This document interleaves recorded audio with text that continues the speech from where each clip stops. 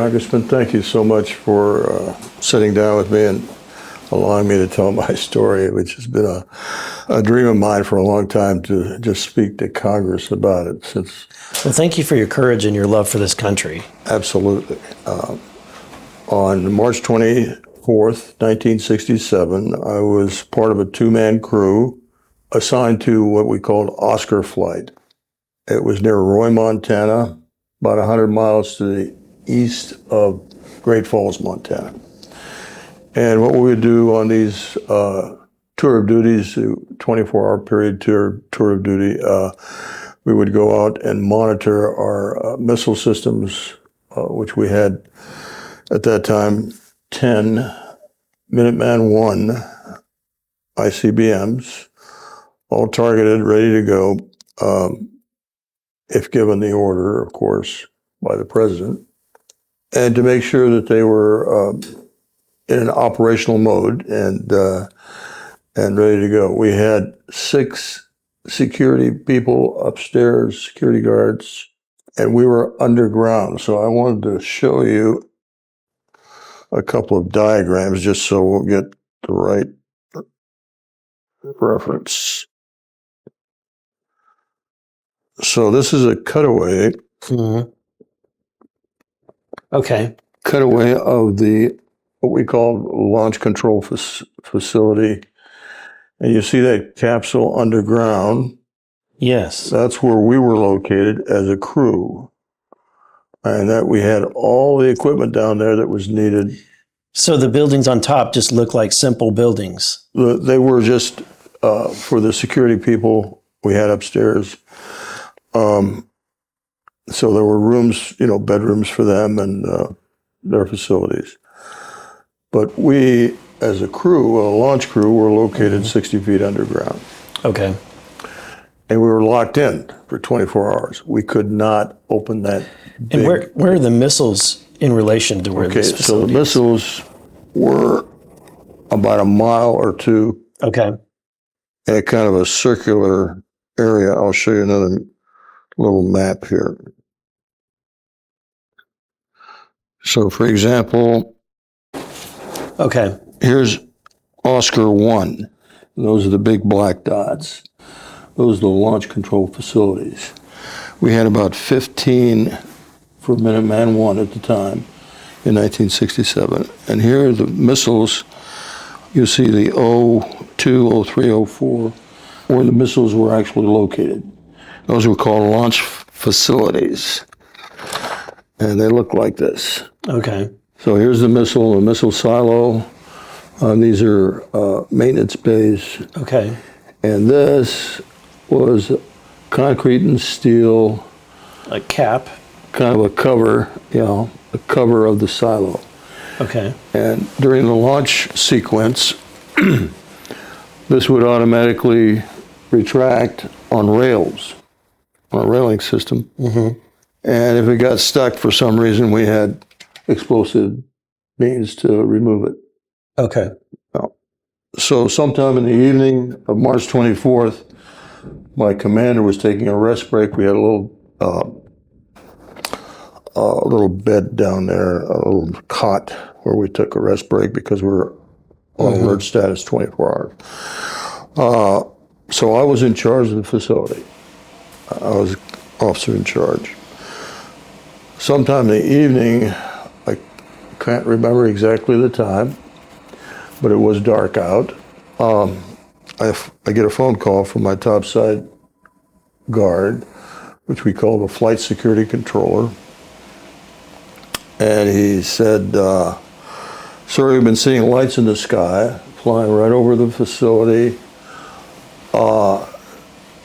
Can't make out any kind of control surfaces or any engines. There's no engine noise. There's simply lights in the sky doing very odd maneuvers, like flying extremely fast, stopping on a dime, reversing course, making 90-degree turns. And he kept repeating, these are not aircraft, sir. They're not aircraft. This was a serious report. He wasn't trying to pull a joke or a hoax or anything. And I said, "You mean like UFOs?" Because I brought that up because we had actually had reports in the Great Falls Tribune in the city of Great Falls. Okay. We'd had reports of people reporting lights in the sky. And he said, "Sir, they are not aircraft." I repeat, he kept repeating that. I said, "Okay, well, thank you for your report." Basically ended the call. I didn't know what else to do with that call. 5 minutes later, he calls back. This time he is very agitated. He's frightened. I can tell by his voice he's quite frightened. He's babbling, yelling into the phone. I try to calm him down, and finally he says, "Sir, I've got all the guards out. Their weapons are pointed at this reddish-orange object that's hovering right above the front gate." Our front gate was about, I'd estimate, about 12 feet tall. And so this light, this bright red-orange light, was hovering right above the front gate. And he said, "What do I do, sir?" Well, of course, this was something I had never encountered. And basically, I told him, make sure the facility is secure. Do whatever you have to make sure everything is secure. But now I was concerned because of his tone and the fact that this was serious now because all the guards were out there with their weapons. So I said, "Do what you have to, secure the facility." He said, "Yes, sir," and hung up. He also mentioned that one of the guards got injured. This had nothing to do with the object. It had to do with a possibility of he tried to fire his weapon at it and fell down, injured his hand in some way, a big cut on his hand, or possibly he grabbed barbed wire that was around the facility. Oh, wow. But at any rate, it was serious enough where we did send him back to the base hospital. So after that, we ended the call. I looked over at our board. We have a status board that shows the status of each missile. And they were all green, ready to launch. And then I went over to tell my commander about these phone calls. He was just waking up from his rest break. And before I could tell him, we got a loud horn in the capsule, which we knew what that meant. It meant that one of the missiles had a problem. So we look over at the board. Sure enough, one of them went from green to red. Red meaning no-go or unlaunchable. Okay, one of them. But the rest of them went from green to red very quickly thereafter. So within a few seconds, all 10 of them were down, unlaunchable. We did have, we had never seen that before. I was there for 3 years as my commander. We never experienced anything like that in the 3 years I was there. This was very unusual. The system is very reliable. We had triple redundancy on power. That's what I was going to ask. So, you had power on site, or power generation on site? We used commercial power on site and at the launch facilities. Right. And if that went down, they had generators that would automatically kick on. And if those were down, they had batteries. Each launch facility had batteries. Yeah. But we did have triple redundancy. We had a way of querying the system. We called it VERSA, but that stands for voice recognition systems analysis or something like that. But what it would tell us is basically what the problem was. And when we queried each missile, they all had the same message: guidance and control system failure. Okay. These were inertially guided missiles. In other words, we didn't have GPS satellites at the time, right? And we did have equipment on board the missile that would determine its path, its direction, and speed, all that, to the target. So the next thing that happened is my commander called the wing command post to report the incident. And I called upstairs because I had to send security teams out to two of the launch facilities that had incursion lights illuminated, meaning something might have been at those facilities. Again, they were about a mile or two away. And I asked, of course, about this red-orange light, and he said it had just flown off. But it was there when the missiles went. Wow. So they went down. Then what happened? You reported up the chain? We reported it, and they organized maintenance crews to come out there. However, Did they come back online by themselves, or? No, they do not, sir. Okay. No, because the targeting process has to be checked, and that's kind of an intricate process. It takes a little time. But the main point I want to make here is there was no equipment that was damaged in any way. So the maintenance people that went out there, and So it's just kind of shut down, but not damaged. what? You had to reset it and then reconfigure them. Right. Is what I'm. Make sure the targeting was correct and everything was working properly. But nothing in the form of hardware was damaged. We had no damage in the capsule. And by the way, we never lost power. Oh, the rest of it, the lights didn't go out or anything. The lights didn't go out. The missiles themselves. Which is why the claim that it was an EMP doesn't hold any water, because not at all. Why did all this other electrical circuitry not get fried? Exactly. If there was a proper EMP test done, it would have produced about 7 million volts of electricity, which would have fried the equipment we had. Anyway, it was never done because. So have you heard the story that we heard today from George Knapp about this happening in Russia, a very similar yes, scenario? Of course. But in Russia, apparently they turned them on. Exactly.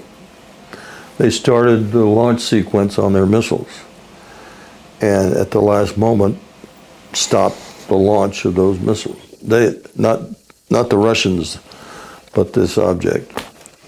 So the UAP started it and then stopped it. The Russians didn't have any. They didn't. And I have another witness who I've spoken with for years. And if you do get subpoena power, I would recommend you bring this guy in. But he actually was one of the maintenance people who went out to the Echo flight. I didn't mention Echo yet. Let me go back a little bit. After my commander reported it to the command post, he hung up the phone, turned to me, and said the same thing happened at another flight. The same thing that happened to us just happened at another. Well, I thought it happened that evening. As it turns out, that was what we call the Echo flight incident. I was at Oscar. It happened at Oscar and Echo. It happened at Echo flight 8 days earlier. 8 days earlier, March 16th. But again, it involved UFOs over missile sites seen by maintenance and security guards. And that witness is also still living, as far as I know, His name is Walter Fiegel. I can give you his contact information. He didn't want to come forth publicly, even though I sent him the FOIA documents that I received. He agreed to speak to me by telephone and have the conversation recorded so I could give you a copy of that conversation where he confirms that his 10 missiles were also shut down during UFO sightings. But he hasn't come forward. He hasn't voluntarily come forward. His name is out there, I'm assuming, because you said it. Because I've said it, yeah. So, just to finish my incident, we reported it, and then, and again, I could not go upstairs to take a look at this object because of security concerns of keeping that capsule secure, that underground capsule, because if we had been overtaken by some terrorist group, right, they could have had access to those weapons. Yeah, none of those gentlemen that were up there, the security guards, have come forward. I haven't been able to contact them. A lot of them I know were sent to Vietnam because they were weapons qualified. The Air Force has a tendency to disperse witnesses whenever they can after something like this. Put them in a different town, give different job. Yes. And they do that all over the country, so they kind of, people don't talk to each other. Exactly. So we were relieved the next morning. I went upstairs and talked to that security guard that I'd been in contact with by phone. I asked him to tell me again what he saw, and at first he didn't want to talk to me. I finally had to pull rank, but I think he was already told that he can't talk to anybody about this, including us. We were ordered back to the base. They sent a helicopter out for us, helicoptered back, ordered to our squadron commander's office, who, by the way, was an old B-17 pilot, World War II, old salt of the earth guy, Colonel George Eldridge. We walk into his office. The first thing I say is, was this some kind of an Air Force exercise? Testing our reaction. That would be the most likely scenario. Yeah. He said, absolutely not. Absolutely not. This was not an Air Force exercise. There was another man with him from AFOSI, Air Force Office of Special Investigations. And he shoved a piece of paper at us, said, sign here. I said, what's this? It's a non-disclosure agreement. You're never to talk about this to anyone under penalty of a lot of time in Leavenworth prison. I've had to sign a couple of those. It's not fun. It's pretty. I think it's designed to be intimidating. Yeah, well, that's exactly what he did. He intimidated us. We signed them, and I didn't speak about it for about 27 years. And I want to go over why I thought I was able to speak about it. In 1994, I picked up this book, Above Top Secret by Timothy Good. Happened to, I found the title interesting, so I picked it up off the shelf in a bookstore in Seattle, Washington. This is the book I picked up.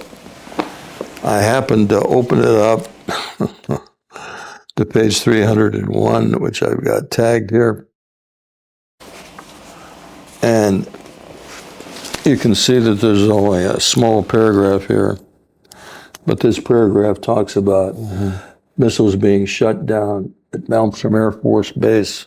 So did somebody else report during a UFO sighting? So I thought, this is published in a book being sold to the public. The Air Force must have declassified it. Anyway, that's the conclusion I jumped to. And so immediately I went home and told my wife. that this incident did happen. I was part of it because it describes what I hazily recalled at that time. Remember, 27 years had gone by, and a lot of water under the bridge.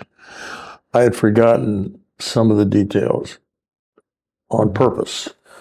I know you've had access to classified. I've had classified access. And the best thing to do with that information is, if you're not using it, is to forget it, right?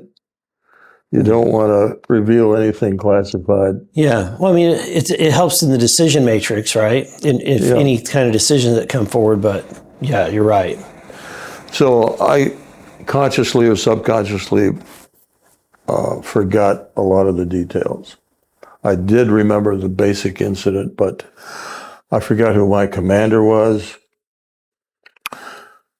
But I started doing some research, talking to people I knew in the Air Force and making contacts. But I thought this was my incident. Yeah. And so I got a hold of, and I thought it'd been declassified because here it was in a book. I can go into that in detail further, but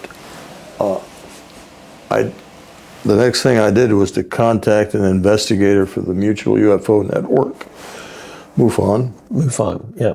and asked for an investigator to assist me in filing a FOIA request to the Air Force. Okay. Which we did. But I told him, don't say anything about UFOs. The Air Force writes back and says, essentially, this incident is still classified. However, since it's been so long, we're going to declassify it. The Air Force declassified what turned out to be the Echo flight incident. I was thinking I might have been at Echo flight at the time of the incident because at times we did substitute in from different squadrons. We had 3 squadrons. I was in the 490th, Echo's in the 10th squadron. But at any rate, the Air Force started sending us documentation, FOIA documentation. They declassified the incident and marked unclassified now on all the documents they sent me. A lot of them are in this book I gave you, Fated Giant.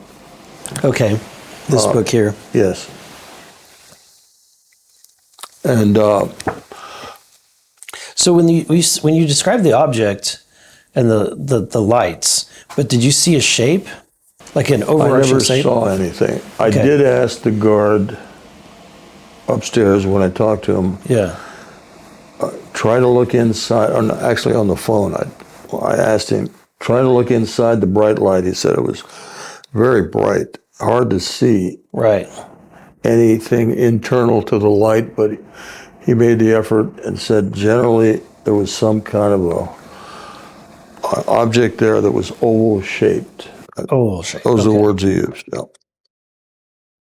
Interesting. I've heard of this story multiple times. It's one of the top stories that people talk about. One of the most important UAP events that in the history of the United States, probably next to Roswell, and you were there. Yes, I was there. That's amazing. Okay, so Air Force declassifies the Echo incident. I still think it was the incident I was involved in.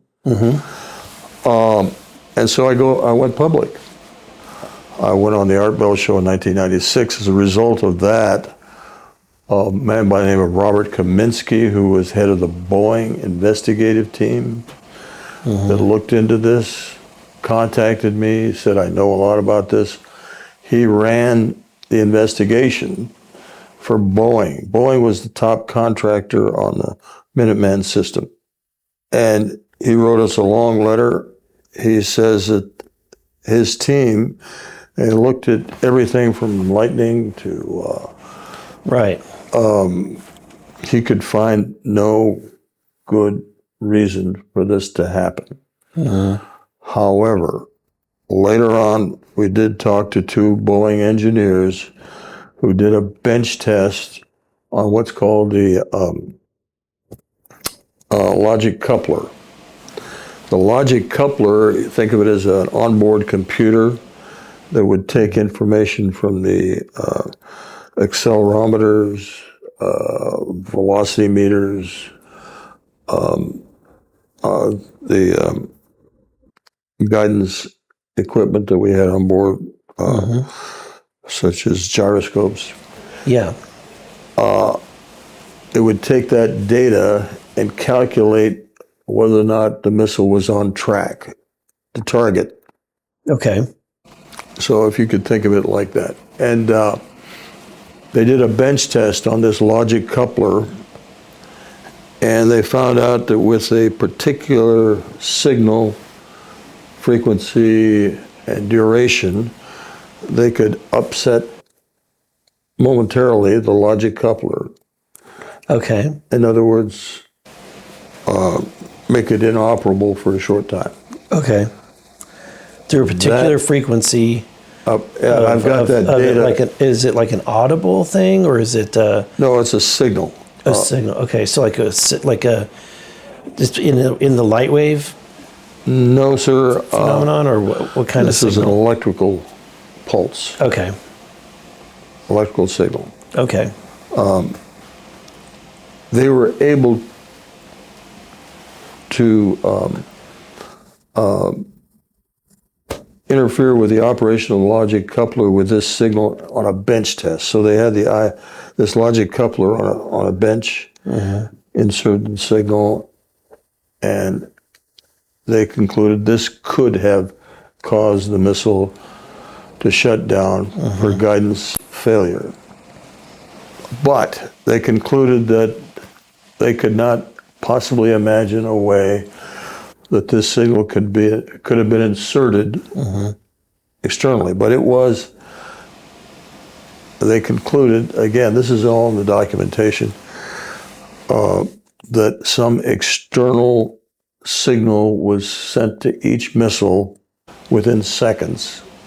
The missiles were separate, isolated electronically, right? We had a large cabling system, sensitive information network to each missile separately that came from our capsule, underground to each missile separately. But it was triply shielded against electromagnetic interference. Again, triply shielded, highly secure from any kind of EMI. Somehow, this object was able to send that signal, or something like it, to each missile separately. Even though it's not connected on the network or anything like that, it's not physically connected at all. It's just sending some kind of frequency signal. But it would have had to penetrate 60 feet of earth and concrete. Remember, this thing was, Right. this object would have to send some signal through 60 feet of earth and concrete and then penetrate these huge cables. These were about 8 inches in diameter cables. Have to penetrate that and the redundant, the protections it had against EMI, and then send it to this particular piece of hardware. So Boeing concluded in their investigation that they had no answer for how that could have happened. And they've documented it. And also confirmed by this Robert Kaminsky, who wrote to us. Now, the Air Force did their own investigation, which was classified. By the way, the Air Force never... Do you think that was the investigation that Aero says led to the led Aero to believe that this was an EMP or caused by an EMP or anything like that? This separate investigation, or no? I don't think that was the conclusion the Air Force came to. Okay. But this document is still classified. Okay. Now, the title of the document, etc., is listed in this book. We tried to get it under FOIA. The Air Force would not release it. Still classified, even though the incident is declassified. But in there, if you could get a hold of it, you should be able to get the position of the Air Force as to what the cause was. Because the crews were never debriefed on either the Echo or the Oscar incident. And we got briefed every time it went out on alert status. And we had above top secret clearances. We had very high clearances. But we never got briefed on either the investigation or what the suspected cause was. To this day, the Air Force has not commented. Have they publicly acknowledged that it happened, but they don't know why it happened? Or they're not saying anything? They're not saying anything. Okay. And I've asked many times. And obviously, you've come forward. Of your colleagues, did anyone else come forward? Colonel Fiegel, Colonel Mywald, who was my commander, who in 1996 I was finally able to locate and talk to. We met Henderson, Nevada. That's where he lived. We spoke about this. He wrote to me also confirming the basics. So the three of us have gone public. Again, I've got an audio tape of my conversations with Colonel Mywald, who was, by the way, a very senior officer in the Strategic Air Command by the time he finished his career. And Robert Jameson.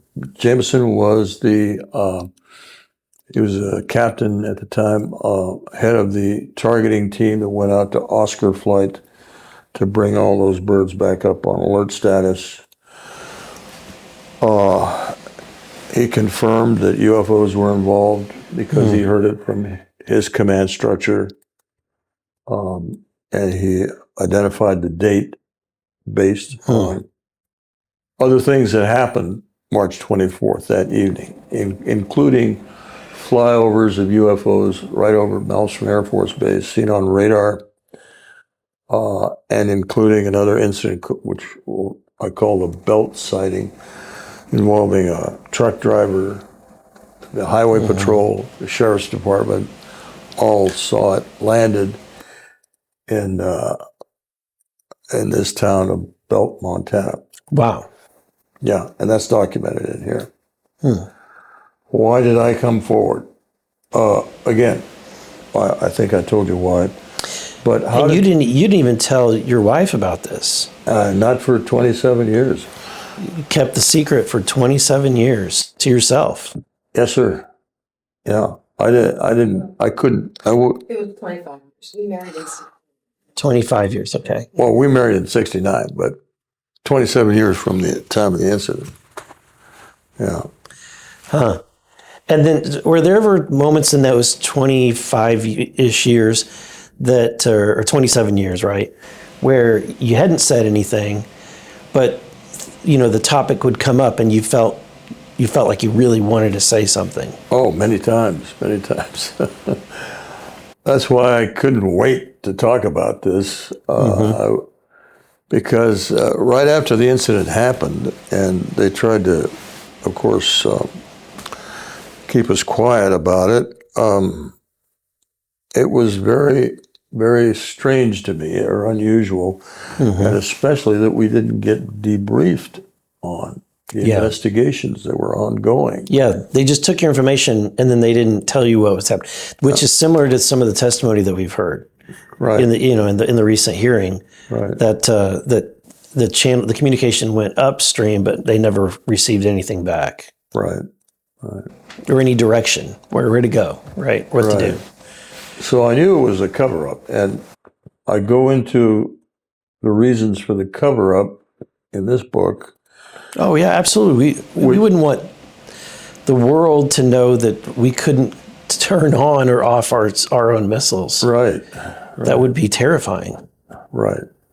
And I think it's still terrifying to the DOD because Yeah. I don't think they can explain it to this day. All right, there's another gentleman that might come forward if he was subpoenaed. Okay. I'll call him Tex.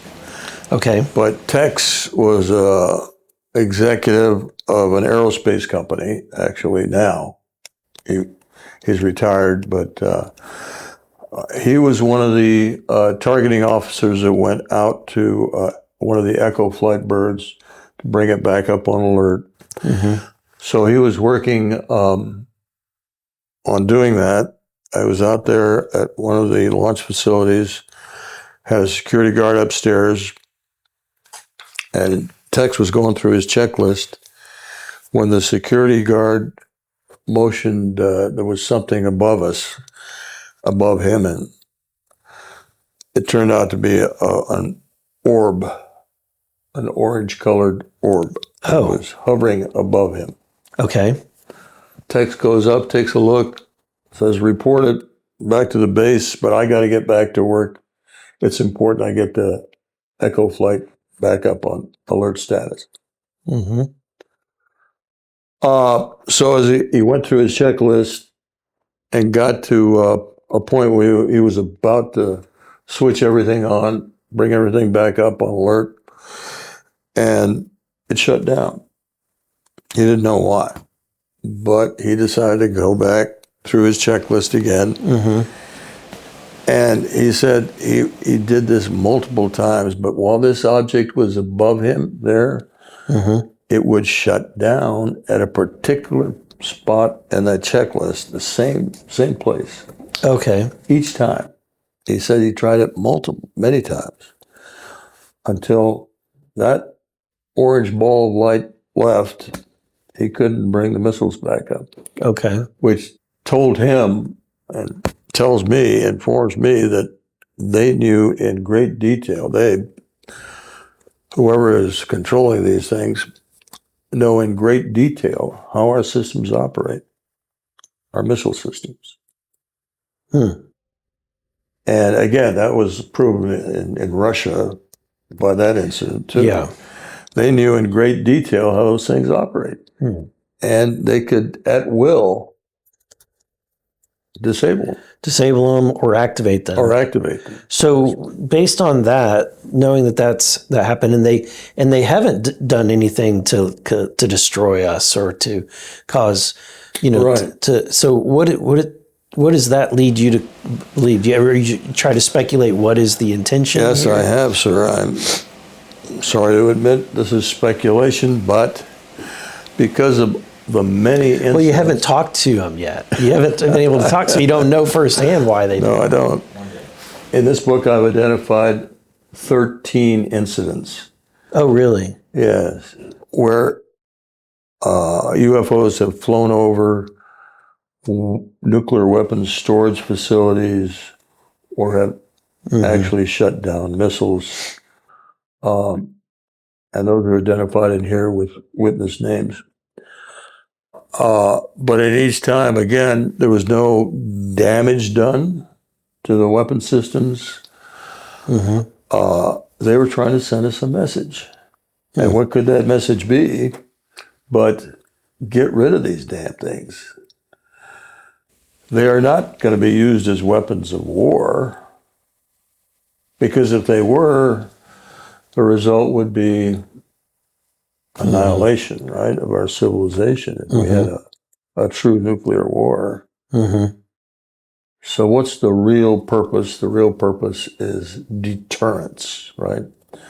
And that's one of the reasons the DOD does not want people like me speaking publicly about this, because deterrence is the very basis of our national security. The DOD publishes a nuclear posture review about every 2 years, and they make that statement clear. Nuclear weapons or nuclear deterrence is the basis of our national security. They don't want to hear any talk about abolishing nuclear weapons. Even though under the Obama administration, I hate to bring a Democrat up, but under the Obama administration, under the new, what is it called? New START Treaty, Mm-hmm. the U.S. and Russia signed a declaration that they would have that as an objective, getting down to zero nukes, working together through inspections and the whole thing. Interesting. So I think that is the message, but again, it's just speculation. That's all we can do at this point is speculate. Right. Right. Wow, what a story. Really appreciate it. And, it took a lot of courage to come forward, and just like the people that have come forward today. So now, having done this, and you, do you recognize the legacy that you've kind of created, because you're one of the first ones to come forward, and now you're seeing more and more people stepping in.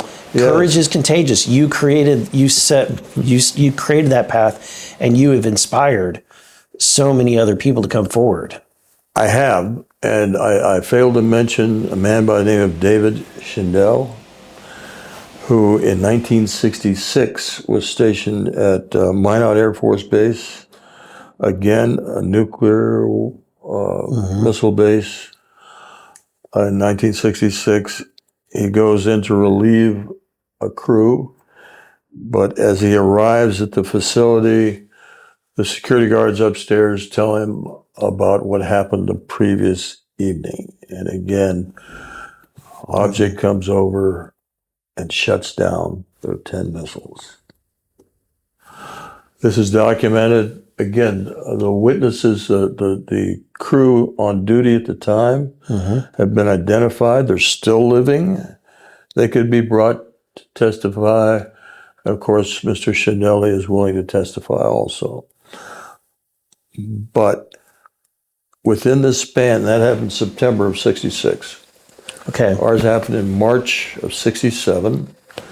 Within the span of 6 months, we have UFOs disabling at each incident 10 missiles. So within the span of 6 months, we lost 30 missiles during UFO incidents. Wow. 30.